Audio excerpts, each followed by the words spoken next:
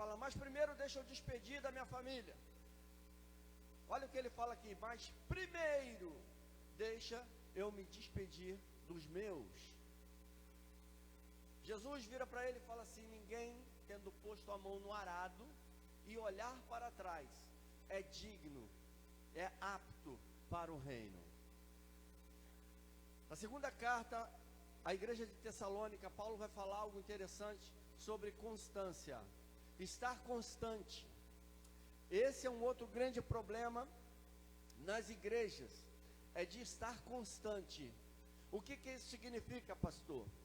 Você e eu, nós não podemos ser inconstantes na nossa fé, no nosso compromisso, no nosso comprometimento com Jesus, da nossa fé em Cristo. O que é ser inconstante? Hoje eu estou muito mal, amanhã eu estou bem, depois de amanhã eu estou mal. Então você oscila muito. Nós não podemos andar oscilosos. Nós temos que ser mais firmes naquilo que eu pretendo fazer. O que eu quero dizer, quando eu falo aqui eu estou certo de que, a minha certeza de que não estou certo, o que eu quero dizer? Que às vezes nós oscilamos, estamos lá para baixo, minha fé está lá embaixo, outra vez não, glória a Deus e aleluia. Paulo vai chamar a atenção para a igreja de Tessalônica, vai falar assim, eu glorifico ao Senhor pela vossa fé e pelo teu mútuo amor, pela constância, olha o que ele fala, pela sua constância em meios a tribulações e perseguições, isso confirmando, dando testemunho que vocês são dignos de entrar no reino. Então a constância, quando eu sou constante, Paulo diz que eu sou digno do reino, que não importa a tribulação, não importa a perseguição, eu continuo firme. Olha que interessante isso. Então, pastor, eu não posso estar fraco? Pode estar fraco. Todo mundo tem o seu momento de fraqueza, um momento ali mas continue firme. Firmeza não quer dizer que você não pode estar fraco. Firmeza é a tua convicção daquilo que você está fazendo. Então aqui, olha só que Jesus fala, ninguém tendo posto a mão no arado e olhar para trás é apto para o meu reino. O que Cristo quis dizer aqui? Olha só, quando nós aqui quer fazer uma, está falando sobre o arado naquela época antiga, né? Época que Pretinho, pastor Júlio via muito isso, né? Quando se fazia o arado era com boi. Eu só vi isso em livros de história, aqueles retratos. Para arar a terra era o boi, que ali o camarada ia atrás e o boi arrastava aquela máquina de arar e aí arava a terra. Hoje tem trator, é fácil, mas mesmo assim dá para fazer essa mesma analogia. Preste atenção, por que Jesus fala isso? Porque o camarada está ali, ele está direcionando, ele tem que ir para frente andando e aquela máquina vem arando. Se ele fica olhando para trás, o que vai acontecer? Ele vai perder o caminho, o arado vai sair todo torto. O arado ele tem que ser nas linhas certinhas, para depois vir fazendo a plantação, para vir semeando. Então quando olha para trás, se você andar de bicicleta olhando para trás, o que vai acontecer? Você vai sair do caminho, você vai desequilibrar. Isso que Jesus estava falando, ninguém tendo posto a mão no arado, ou seja, ninguém olhando, vivendo a vida comigo, olhando para trás, ou seja, se distraindo, se despercebendo, ficando triste, é digno do meu reino. Por quê? Porque vai se perder. Você tem um alvo, você tem um caminho, você tem que olhar para frente, você tem que olhar para a cruz, você tem que olhar para o teu alvo. Nada pode distrair você.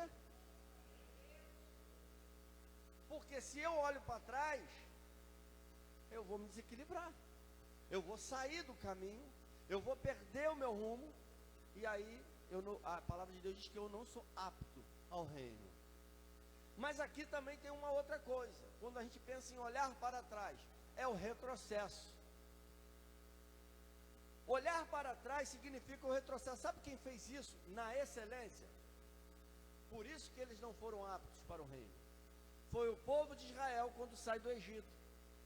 Eles foram bons nisso, rapaz, olhar para trás. Porque aí, André, olha o que acontece. Quando eles chegam na porta da promessa, para receber a promessa, eles murmuram porque vê a dificuldade. O que eles falam? Quem nos dera morrer no Egito, porque pelo menos lá tínhamos comida. Eles olham para trás, eles olham para um passado e preferem um passado no qual eles clamaram, choraram para sair dele. Vai entender o ser humano, por isso que eu falo, a certeza de que não estou certo. O povo clama para sair da escravidão do Egito, o povo chora, o povo murmura, fala, chega até o altar, Deus fala, chega até o trono. Deus fala assim: olha, eu vou mandar um cara para te libertar, vai lá, livra com milagres, sinais, e eu vou te dar uma promessa. Quando você chega na promessa, aí não, por quem dera viver lá no Egito. Ah, não. Olha para trás. Deus tem dado tanto livramento, já te deu tanto livramento. Deus tem aberto tantas portas para você. Quando uma porta se fecha, você olha para trás e fala: quem dera, porque quando eu estava no mundo não acontecia isso. Não é apto no reino. Quem dera, porque quando não estava na igreja, gente, nós temos que olhar todo um processo, nós não podemos olhar para trás. Passou, já era, não volta. Sabe por que eu penso assim, porque que Deus coloca isso, que quem olha para trás não é apto do reino? Porque nós temos a mania e o costume de ficar olhando para trás, pegar a página do nosso livro da vida e ficar assim, ó, lá em 2000 e tal, olha que eu não era da igreja não, mas olha o que eu consegui, tal, mas quanto sofrimento, mas olha, olhando para trás, olhando para o passado, enquanto Deus pega o livro da tua vida e zera as páginas que ficaram para trás, porque Ele fala dos teus pecados, eu não me lembro. Eu sou aquele que apaga os teus pecados e não me lembro mais dele. Deus apaga o teu passado errado, Deus apaga o teu passado de pecado, e você ainda quer insistir em ficar lembrando, olhando para trás tudo aquilo que fazia. Então, se eu faço isso, eu não sou apto ao reino. Eu não posso entrar no reino se eu fico olhando para trás, e eu me perco aqui no meu alvo. Agora pensa bem nesse povo que estava ali, depois de tudo isso, olha para trás, quer retornar para o Egito. Eles estavam pensando o quê? Sabe por que eles estavam com medo? Porque eles olharam Canaã e viram povos que estavam ali, todos aqueles cananeus, jebuseus, estavam ali, gigantes. Então eles falavam assim, olha, interessante que eles deram ênfase. Muitas vezes nós fazemos isso. Dá ênfase às coisas que são negativas, além do que é. Quando eles foram relatar, porque eles vieram com o relatório, Deus mandou 12 espias, eles vieram com o relatório. Quando eles vieram com o relatório que eles passaram da terra foi esse: realmente, a terra mana leite e mel e dá bons frutos. Olha os frutos. Então é isso que ele passou, positivo. A terra mana leite e mel, realmente mana leite e mel e dá bons frutos. Legal, o que eles estavam falando? Olha, aquilo que Deus falou é verdadeiro. Novidade nisso, Deus é fiel. Deus não ia mentir para eles. Aí eles começam a fazer um relatório negativo. Não, mas lá tem gigantes, a terra é fortificada, o povo lá é de guerra, o povo é muito ruim, tem muros altos, há muitos jebuseus, amorreus e começa a falar. Então eles demoraram umas 3 páginas falando só do negativo, do positivo foi um pouquinho. O que acontece? Botou medo no povo. Então eles estavam com medo de enfrentar esse povo que estava ali. Sabe o que eles falaram? Vão voltar para o Egito. Agora pensa comigo, Faraó perdeu o seu filho, perdeu muita gente, todos os primogênitos do povo dele, perdeu um exército inteiro no Mar Vermelho. O que Faraó faria se aquele povo voltasse? Será que Faraó ia falar assim: oh, ainda bem que eles voltaram, não estão precisando de escravos?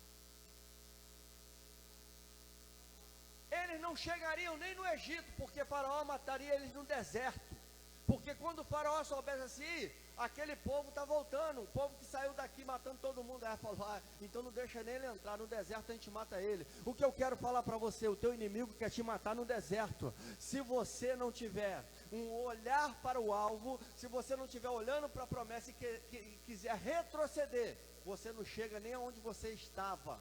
No deserto você morre.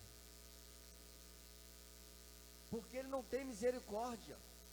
O inimigo vem para te matar, destruir você. Roubar, matar e destruir. Isso que ele vem. Então não adianta olharmos para o passado.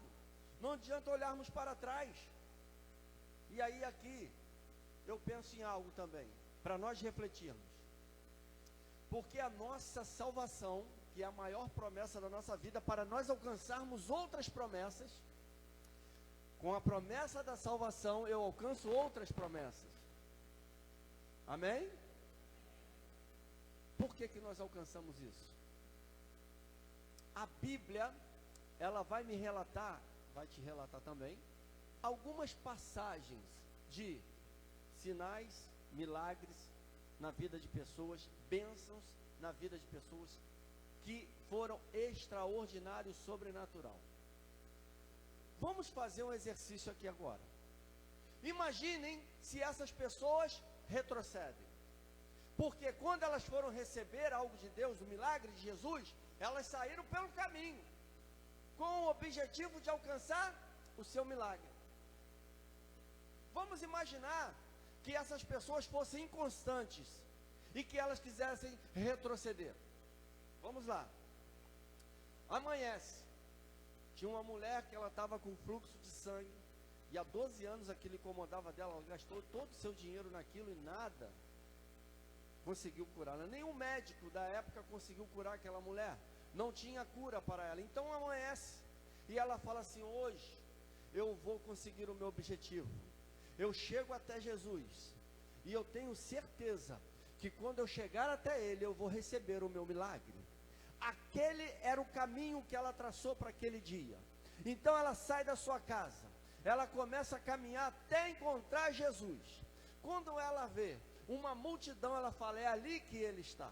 Identifica Jesus e vai até Ele. Essa mulher encontra um obstáculo. Agora calcula aqui comigo, pensa aqui comigo. Essa mulher desistindo na hora que ela vê aquela multidão, ela fala assim, não, tem muita gente, eu acho que hoje não vai dar para eu conseguir receber o meu milagre. Sabe por quê? Porque tem muita gente, Vivi, e aí Jesus não vai me dar atenção, porque como que eu vou receber esse milagre? Então essa mulher retrocede, Duda. Ela fala assim, não, eu vou deixar para outro dia encontrá-lo, e vem para casa. Será que essa mulher recebia o seu milagre? Se ela retrocede, ela alcançaria a tua promessa? Se ela retrocede, ela alcançaria, seria curada? Sabe por que muitas pessoas não são curadas? Porque estão retrocedendo no reino. Sabe por que muitas pessoas não estão recebendo milagres? Porque estão retrocedendo na sua mente, na sua fé, no seu raciocínio em Cristo. Mas aquela mulher não retrocedeu, ela escolheu ser constante naquilo que ela determinou naquele dia. Falou, não, tem uma multidão, mas eu posso chegar até Ele. Ela falou assim, mas Ele pode não falar comigo, mas se eu apenas tocar, eu sei que eu vou ser curada. Ela foi determinada e chegou à sua promessa. Imagine se essa mulher retrocedesse, fala, não, vou embora, vou olhar para trás, minha vida, se entregasse, em nome de Jesus. Se há alguém aqui nessa noite que está a ponto de se entregar e retroceder, nessa noite está sendo quebrado esse pensamento, está sendo destronado esse pensamento. Oh, aleluia. Agora olha só, uma pessoa que até fez isso é um exemplo claro, olha só. Um comandante, cara que tinha moral, Fabrício, estava leproso, muita lepra. Se ele estava leproso, né? A Bíblia relata que ele era famoso, que ele tinha dinheiro, que ele tinha poder, porém, tinha lepra, era impuro, não podia viver no meio da sociedade. Aquilo ali incomodava ele, porque nenhum dinheiro, nenhum poder dava a ele a possibilidade de viver em comunhão. Ei, aleluia. a tua comunhão é mais importante do que teu dinheiro, a tua comunhão é mais importante de qualquer poder, de qualquer classe social. O importante é ter comunhão com Deus e conosco, e uns com os outros. Aí esse homem leproso, e aí a serva dele falou assim: meu senhor, tem um homem que pode, um homem de Deus que pode tirar essa lepra, pode curar. Ele falou: é onde? Vai lá, em Israel. Foi lá. Aí Naamã sai da sua casa, chega até a casa de Eliseu, assim, ó. Eliseu falou, aí o mensageiro falou assim: olha, o comandante está vindo aí, Naamã está vindo aí, tá? O que ele quer? Ele quer ser curado. Então avisa ele. Nem atendeu. Avisa ele que é para ele dar 7 mergulhos no Rio Jordão. Aquilo ali indignou o camarada. Ele saiu determinado, ele saiu de casa sabendo assim: se aquela menina falou, eu vou lá. Então, se ele foi, é porque ele acreditava. Ele acreditou naquilo, mas quando ele chegou, ele pensava algo. Ele pensava, pastor Júlio, que ele ia ser recebido como o quê? Como comandante, com vários apalpos. Ele seria recebido, André, de uma maneira que ele estava habituado talvez a ser recebido. Mas Eliseu nem recebeu ele. O profeta falou assim: olha, manda ele mergulhar, fala para ele mergulhar. Para o profeta isso era simples. Era simples, vai lá e mergulha 7 vezes, coisa simples. Talvez até para adiantar o processo para ele: não precisa falar comigo não sou eu. Talvez o profeta estava falando assim: não, o negócio não é comigo não, vai lá 7 vezes, mergulha no rio, porque Deus já falou comigo que se ele mergulhar lá, ele vai ser curado. Ele ficou indignado, e aí ele tenta retroceder e retrocede. A Bíblia diz que ele não foi lá, que ele volta, indignado. E aí fala para as pessoas: que negócio é esse? No Rio Jordão, acaso não há outros rios mais limpos? Então, às vezes, o orgulho nos faz retroceder. Às vezes, aquele pensamento de que nós temos que ser algo, nos faz retroceder, porque quem tem que ser é Cristo na nossa vida. Quem tem que ser na nossa vida é Jesus. E aí nos faz retroceder o nosso orgulho, nos faz retroceder quando alguém mexe com ele.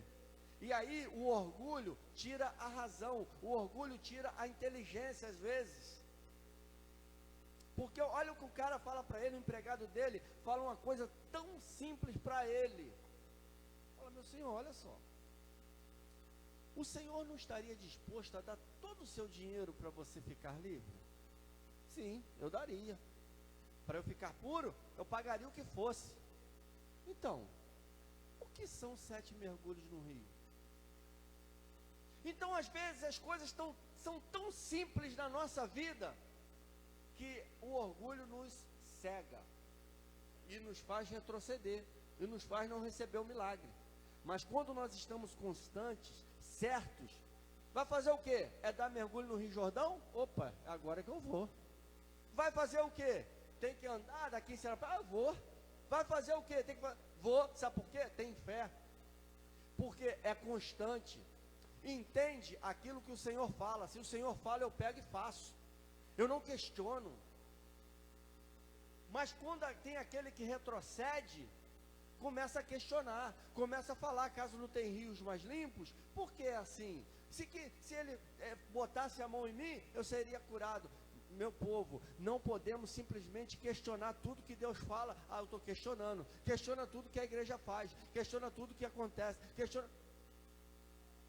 Nós temos que ser constantes. Eu preguei em Itaguaí quinta-feira, eu falei sobre sobre intimidade. Por isso que temos que ter intimidade com Deus: oração, jejum, leitura da palavra, estudos bíblicos. Sabe por quê? Porque com a intimidade eu sei quando que é a voz do Senhor. E aí eu citei o exemplo do pastor Julião, eu citei o exemplo do Milagres.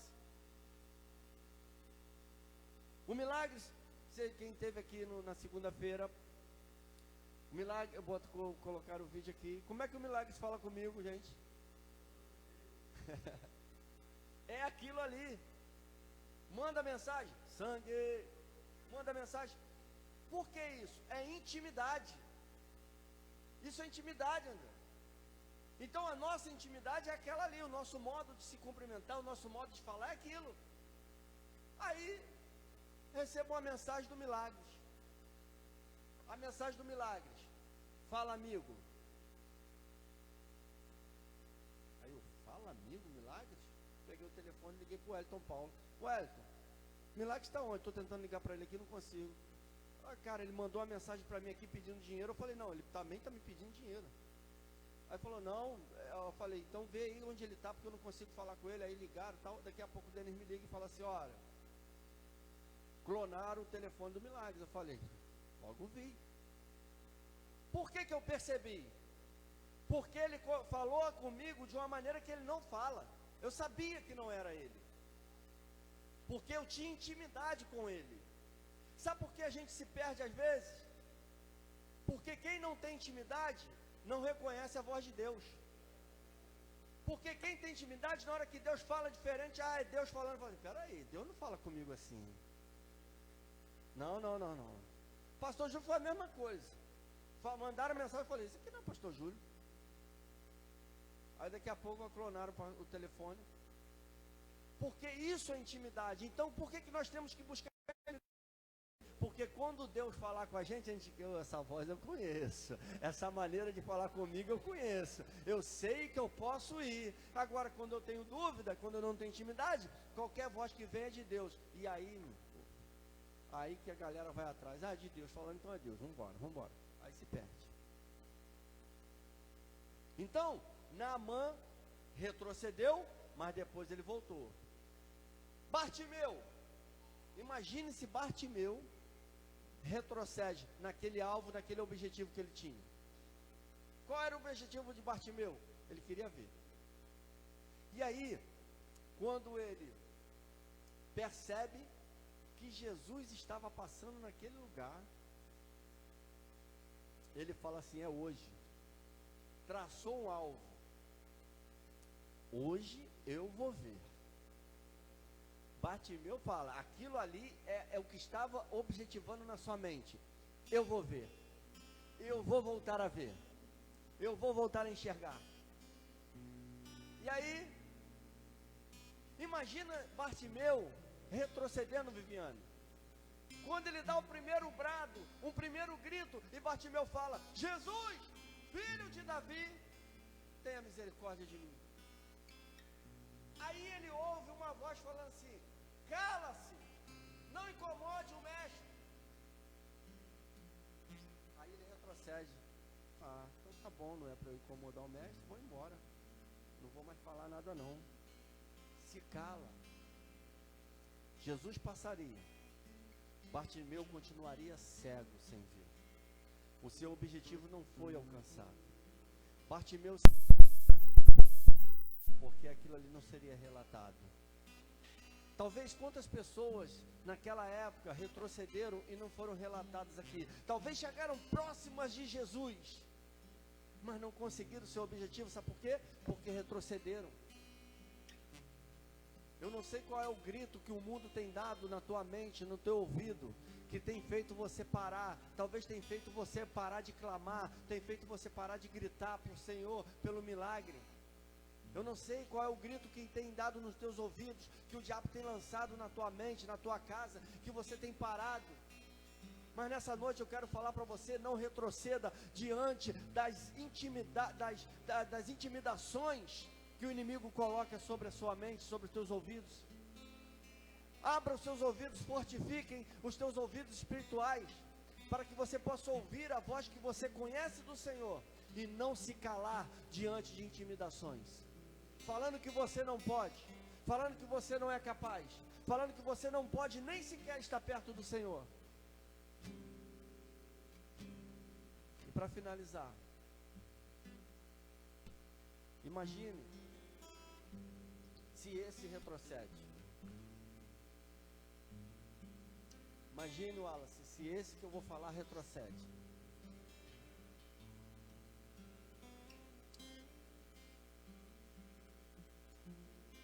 Aos 33 anos, aos 30 anos ele começa o seu ministério.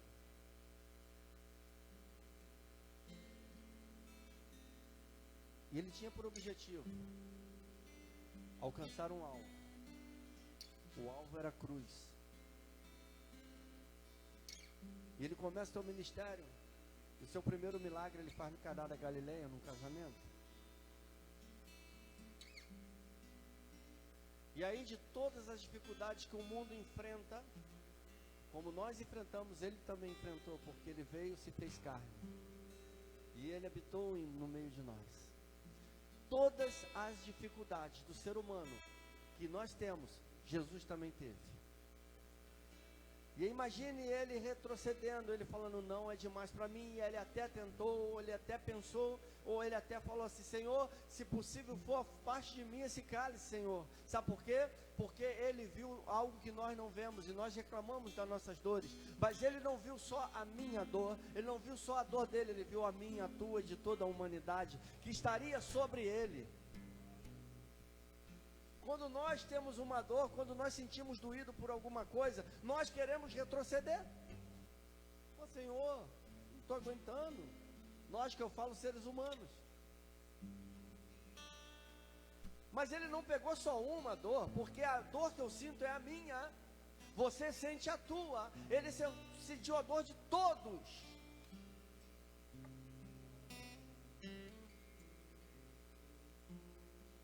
Quando nós pecamos, erramos, sentimos a dor do arrependimento. Mas ele não sentiu só a dor pelo meu pecado, ele sentiu a dor pelo pecado de todos.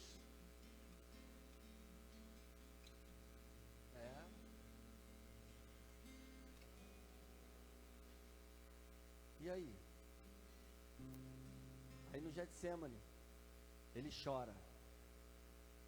Ele chora porque ele vê tudo isso. E ele fala, Senhor, se possível for, afaste de mim esse cálice. Se possível for. Deus não concedeu a ele. Não, não é possível. E ele sai dali. Já que nós estamos imaginando, se o Senhor fosse retroceder, já pensou se ele fala, Pai, em vez de ele falar assim, Vences, se possível for, afaste de mim esse cálice, e fala, Pai, eu não vou pegar esse cálice, eu não vou beber desse cálice, porque eu não aguento. E aí o Senhor iria também, nosso Deus iria como filho, como pai, ia de repente tirar ele do mundo, falar assim, então vem, como alguns profetas, eu te tiro desse mundo, seja arrebatado. E aí não se cumpriria aquilo que era necessário para eu e você ter salvação, porque o Senhor Jesus retrocede. Mas ele não retrocedeu. Sabe por que ele não retrocedeu? Porque ele viu você hoje aqui, aleluia, adorando e glorificando o santo e poderoso. E aí, aleluia,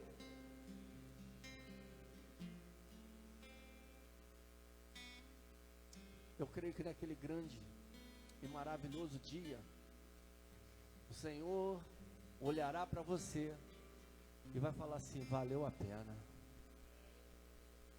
Valeu a pena. Valeu a pena porque você não retrocedeu, porque você não voltou, porque a tua certeza realmente, você estava certo dela. Você estava certo, convicto daquilo que você está tendo, a fé no Senhor Jesus. E por causa disso, nós alcançamos a salvação em Cristo Jesus. Para a palavra valer, como ela diz, todos aqueles que crêem no seu santo e poderoso nome, esse será salvo. A oração de Jesus foi assim, Senhor, Pai, eu oro para que nenhum deles se percam. Olha só, que Jesus estava pedindo, para que nenhum de nós se perdesse pelo caminho. Eu quero que você fique de pé nessa hora, eu quero orar por você.